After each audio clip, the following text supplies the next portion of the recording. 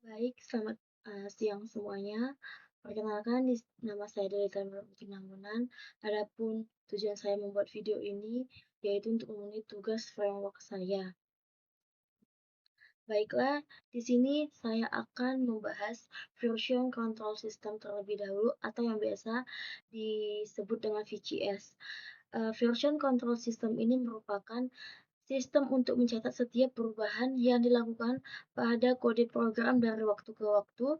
Dengan adanya VCS, kita tidak perlu lagi melakukan backup project dengan cara membuat file zip di setiap waktu agar bisa kita restore kembali pada saat kita butuhkan. Misalnya itu seperti teman-teman, kita mempunyai sebuah file, kita sedang mengedit di Word, kita menyimpan ini dan besok kita ingin melakukan perubahan. Kita save lagi, kita save ulang. Setelah itu kita besoknya lagi ingin melakukan perubahan dan kita mengasap ulang lagi. Jika kita tidak menggunakan VCS, kita akan seperti itu melakukan seperti itu teman-teman. Jadi saat kita sudah melakukan VCS, sudah menerapkan VCS ini, kita tidak perlu lagi mengasap setiap kali kita melakukan perubahan karena itu akan sudah tersimpan.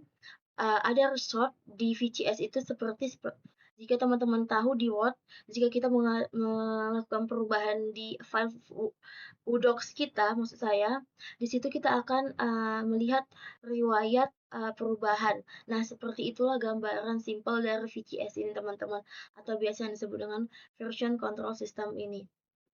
Nah, teman-teman, kapan sih kita harus menggunakan VCS ini? Uh, Pertama, jika ingin melihat riwayat perubahan, seperti yang saya bilang tadi, di VCS ini setiap perubahan yang kita lakukan itu tersimpan. Dan kedua, jika ingin melakukan memiliki backup untuk proyek yang kita kerjakan. Ketiga, jika ingin kembali ke versi sebelumnya saat terdapat kesalahan di versi saat ini. Nah, seperti saya katakan tadi, seperti file yang sehari sebelumnya itu kan ada di riwayat perubahan. Kita bisa kembali ke situ lagi. Jika kita mengasap satu-satu kan teman-teman kita tidak bisa kembali lagi. Nah, jika di VCS ini kita bisa lagi kembali di file yang sebelum-sebelumnya kita lakukan sebelum melakukan perubahan ini. Dan yang terakhir ini jika ingin bekerja kolaboratif dengan tim di proyek yang sama. Seperti kita di Visual Studio Code biasanya kita ada proyek berkelompok. Misal kita ingin mengerjakan bersama-sama dengan teman, kita bisa saling berbagi project itu dan kita saling mengetahui antar teman ke teman yang bagian mana yang kita lakukan perubahan atau yang sedang kita edit. Oke, selanjutnya di sini saya akan uh, langsung ke pengertian Git. Git itu merupakan salah satu version control yang dikembangkan oleh Linus Torvalds, uh, yaitu dia juga pembuat Linux pada tahun 2005 dan termasuk yang paling populer saat ini. Oke teman-teman, ini adalah beberapa perintah umum dalam menggunakan Git. Di sini bisa kita lihat ada Git init, yaitu merupakan repositori Git di folder lokal. Ini tuh maksudnya itu kayak kita menginisialisasikan folder yang ada di dalam Visual Studio Code itu. Ada di sini Git add, yaitu untuk menambahkan semua file yang berubah ke staging area. Dan di sini juga ada git add home php, yaitu untuk menambahkan file dengan nama home php ke staging area. Staging area itu tempat penyimpanan sementara ya teman-teman. Dan git status itu yaitu melihat status file. Saat kita sudah melakukan git init, menginisialisasikan folder kita itu, kita selanjutnya itu biasanya akan melakukan git status, di mana kita bisa melihat file apa saja yang ada di dalam folder kita itu. Dan perubahan apa yang sudah kita lakukan. Biasa itu setelah kita melakukan git init dan git add, kita biasa langsung mengecek status. Sama seperti di git commit ini, yaitu melakukan perubahan. Setelah kita melakukan perubahan, biasa kita melakukan git status. Kita akan melihat di mana dia melakukan perubahan. Di situ misalnya kita melakukan perubahan di view dan kita setelah itu melakukan git commit ini, kita akan melihat di situ terdapat melakukan perubahan di view. Dan selanjutnya yaitu git log, yaitu menampilkan riwayat commit yang sudah dibuat. Sebenarnya git log ini itu ada dua versi, yaitu satu lagi git log min m, tapi itu menampilkan riwayatnya sangat singkat. Kalau git log ini tuh menampilkan riwayat yang lumayan lengkap seperti saat kita menggunakan memasukkan nama, email, dan tersedia juga di situ kapan kita melakukan perubahan ini, kapan kita melakukan git commit ini di git log ini nanti akan diterakan waktu kapan kita melakukan perubahan. Baiklah, selanjutnya kita akan masuk ke penerapan Git. Baiklah, sebelum kita melakukan penerapan Git, sebaiknya kita menginstal Git terlebih dahulu. Yes kan? Nah, Git akan berjalan. Next, next, next. Next saja terus teman-teman. Kita akan nunggu proses instalnya sebentar.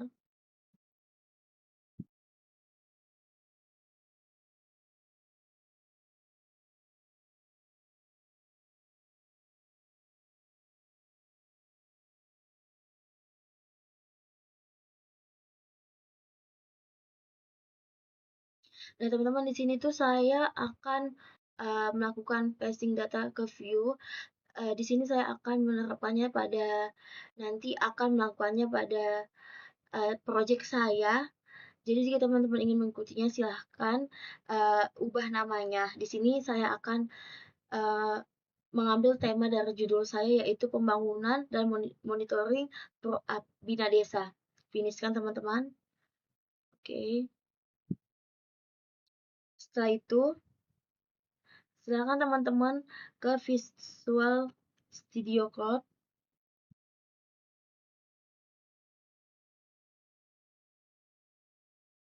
Teman-teman silakan buka file yang punya teman-teman.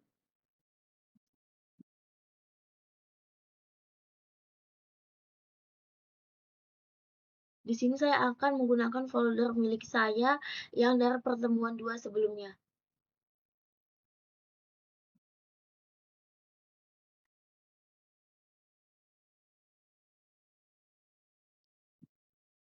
Nah, setelah ini teman-teman,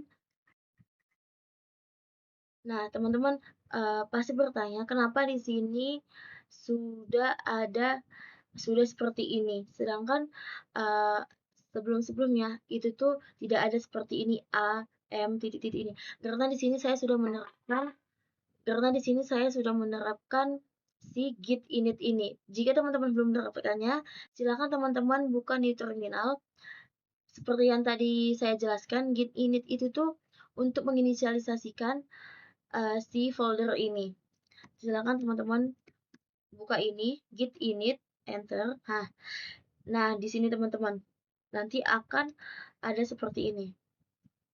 Selanjutnya, silakan teman-teman supaya ini menghilang, silakan teman-teman melakukan perintah git add spasi dot.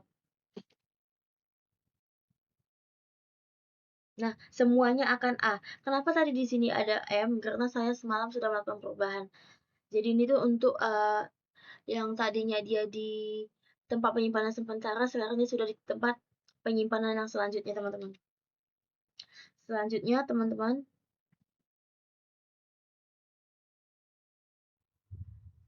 Selanjutnya, teman-teman, di sini kita akan mengecek status dari folder kita ini, file kita ini dengan get status, enter. Nah, ini adalah semua file-file yang kita miliki dalam folder ini. Nah, baiklah, saya sudah beberapa yang akan kita lakukan. Kita sudah melakukan git status, yaitu untuk melihat apakah git add ini yang kita lakukan tadi sudah berhasil menyimpan di sini. Selanjutnya, sebelum commit, kita akan membuat username dan user email saya untuk mengetahui file ini tuh milik siapa. Kita buka, kita ketik git config min lokal user name. Silakan teman-teman buat nama sendiri. Di sini saya akan membuat nama saya Delita 24. Selanjutnya enter. Setelah itu kita akan membuat git email. Lakukan yang sama seperti tadi. Yang perlu kita ubah hanya di user.email saja. Local user.email. Di sini saya akan membuat email saya delita24 si mahasiswa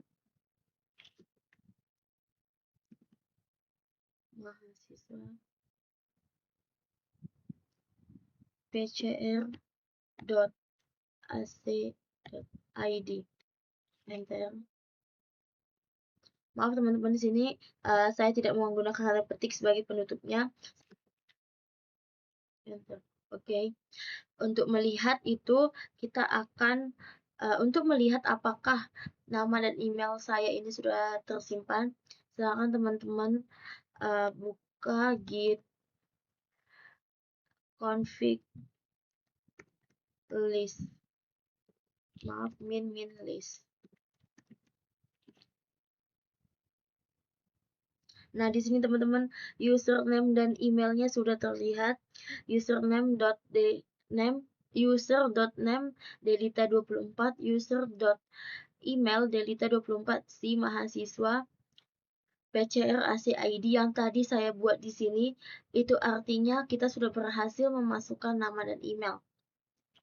Baiklah, selanjutnya saya akan mengclearkan ini, menghapus, membersihkan ini semua agar lebih gampang melihatnya ya teman-teman. Silakan clear saja. Setelah itu silakan teman-teman mengkomitkannya langsung git commit. Seperti yang tadi saya jelaskan, git commit itu untuk melakukan perubahan di dalam file ini. Git commit. Oh iya, sebelum itu kita akan mencoba melakukan perubahan di file saya ini. Contohnya, saya ingin melakukan perubahan di halaman blad. Di sini saya akan mencoba untuk melakukan perubahan di pegawai.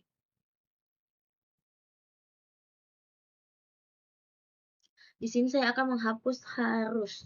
Saya akan menggantikan dengan kata wajib. Tanggal wajib wisuda.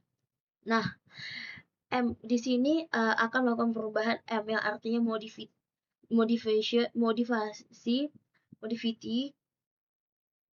Silakan teman-teman melakukan menggitkannya, git commit dengan git commit silakan teman-teman buat namanya, yaitu saya akan membuat ini adalah commit delita.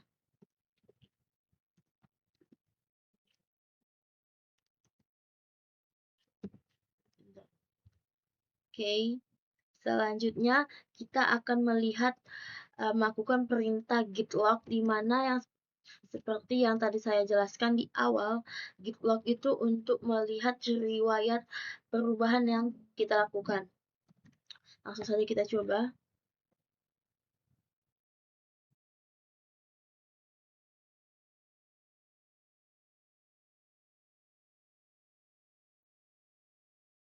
Saya akan mengulanginya karena ini terlalu sangat banyak.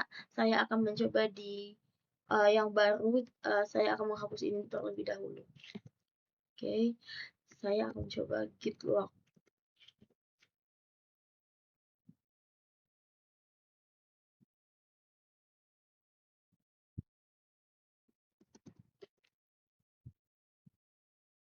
Oke, selanjutnya saya setelah itu kita akan mencoba untuk menyimpan perubahan ini yang tadinya ini itu di tempat sementara, di tempat penyimpanan sementara ke tempat penyimpanan selanjutnya, yaitu dengan git add spasi dot enter. Kita coba untuk melihat statusnya apakah ini sudah berubah. Sebenarnya teman-teman dari sini saja, kalau sudah berubah itu artinya si data tadi itu sudah melakukan perubahan. Kita akan melihat statusnya apakah sudah berhasil. Enter. Nah, teman-teman, jika sudah seperti ini, itu artinya git commit yang tadi kita lakukan itu sudah berhasil. Oke, selanjutnya kita akan melakukan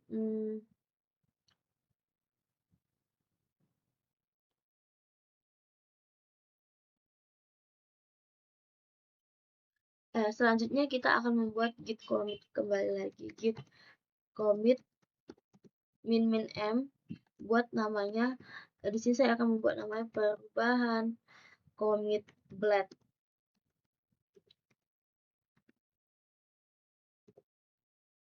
Oke, ini sudah berhasil. Silakan teman-teman cek kembali lagi git status untuk melihat apakah commit yang tadi kita lakukan itu sudah berhasil. Nah, teman-teman, seperti saya jelaskan tadi, ini artinya git commit atau perubahan yang kita lakukan di dalam file ini itu sudah berhasil disimpan. Setelah itu, bagaimana jika kita ingin mengembalikan apa yang kita lakukan perubahan tadi di folder ini, di file ini tuh kembali lagi, atau yang bisa kita sebut check out. Silakan teman-teman jika ingin mengembalikannya itu seperti ini. Baiklah, tadi saya sudah sempat melakukan perintah clear yang mana akan menghapus riwayat yang tadi supaya lebih bersih lagi. Selanjutnya kita akan melakukan mengecek riwayat perubahan kapan kita melakukan perubahan itu, yaitu dengan cara git log. Nah, di sini sudah ada author yang melakukan perubahan itu, yaitu tadi yang saya masukkan yang dari git config username tadi.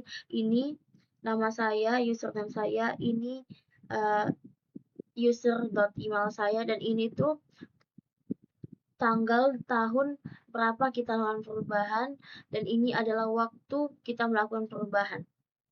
Ini adalah nama commit yang tadi kita buat, yaitu perubahan blade delta. Selanjutnya kita akan lanjut ke ke checkout selanjutnya, yaitu kita melakukan perintah seperti ini. Maaf, C enter. Maaf teman-teman, saya salah. Silakan teman-teman buka git log, ketik min one line, enter. Silakan teman-teman copy ID yang di sini, yaitu git check out. Silakan teman-teman copy ID yang tadi saya katakan.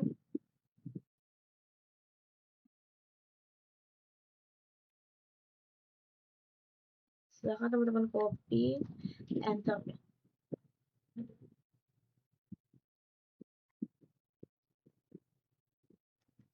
Coba kita ulang ya teman-teman. Sepertinya di sini saya melakukan kesalahan.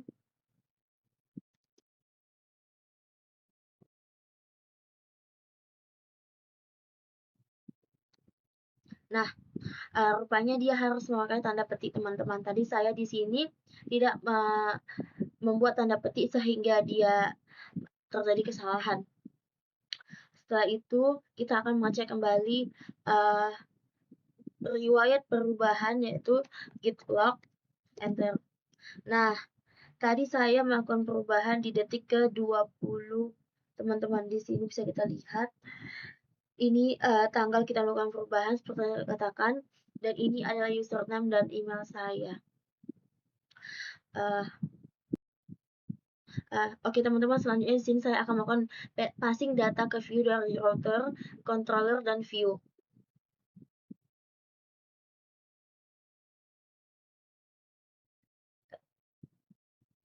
Oke teman-teman, baik kita lanjut teman-teman. Di sini saya akan melihat git log riwayat kapan terakhir kali saya ubah. Nah, ini adalah riwayat kapan kita melakukan perubahan itu teman-teman.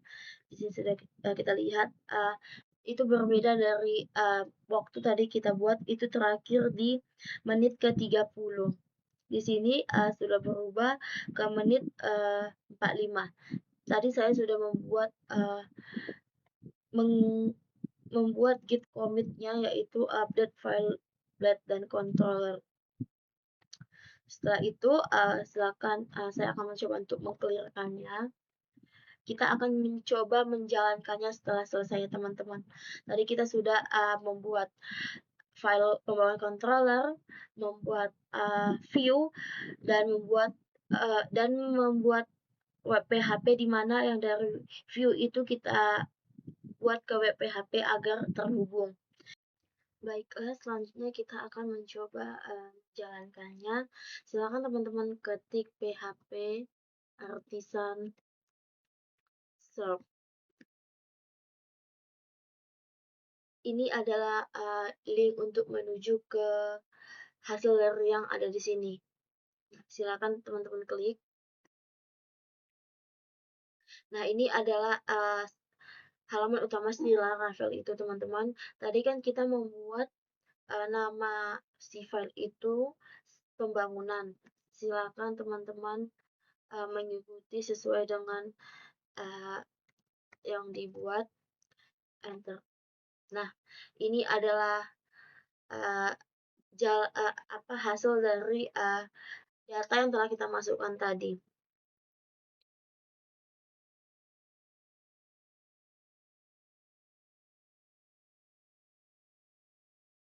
Visual Studio Code ini, teman-teman. Kalau begitu, sekianlah video yang saya buat. Jika ada kata-kata saya yang salah berbelit-belit, saya mohon maaf. Terima kasih. Selamat siang.